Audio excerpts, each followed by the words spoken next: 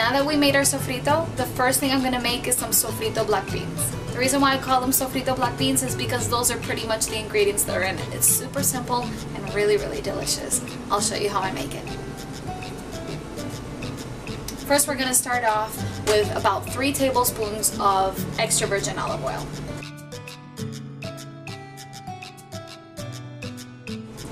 Now we're going to go ahead and add the sofrito to the 3 tablespoons of olive oil. And that's the sound you want, the sizzle sound. We're going to go ahead and cook this until it gets really, really fragrant and aromatic. That's actually one of the reasons why it's called sofrito. Frito means fried. And technically, in order to get those herbs and spices nice and fragrant and up to the utmost potential, you have to fry it in a little bit of olive oil. Or any oil. I just like olive oil because it's really tasty. So we're going to go ahead and do this for a couple of minutes. You also want to make sure that with your heat that it's a medium to maybe a little bit lower than medium, because you don't want to scorch any of the herbs or spices. You want to make sure that the garlic doesn't burn either. Alright, so now that it's been a couple of minutes and it's really fragrant and aromatic, I'm going to add 2 cans of black beans with the juice inside. Second can goes in.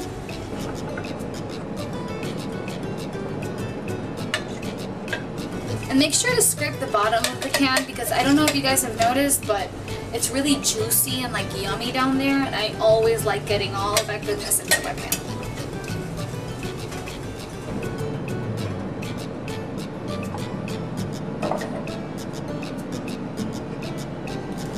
Alright, so now that the beans are in, we're going to go ahead and crank the heat just a little bit, around medium to medium high, so we can bring them to a simmer.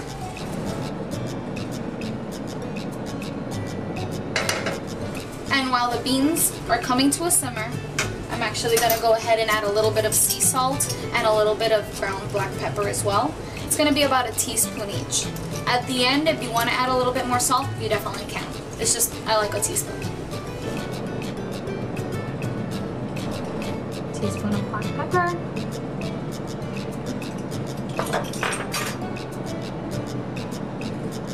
Now, for the final ingredient, the most complicated one, we're just going to add about 1/4 of a cup to 1/3 of a cup, depending on how liquidy you want them.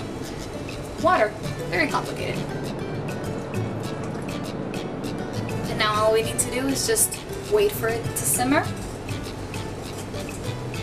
and let it reduce so it gets nice and creamy and thick, and you end up with this beautiful black bean like thick sauce. It's so good.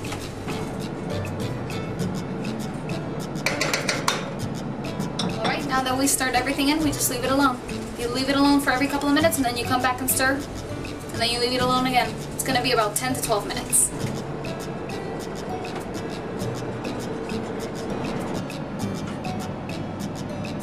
Okay guys, so my beans started simmering and boiling, and so the first thing I did is reduce the heat to medium-low heat and then leave it on there, like I said, for about 10 minutes, stirring ever so often. And so now they look rich and creamy and beautiful, as you can see.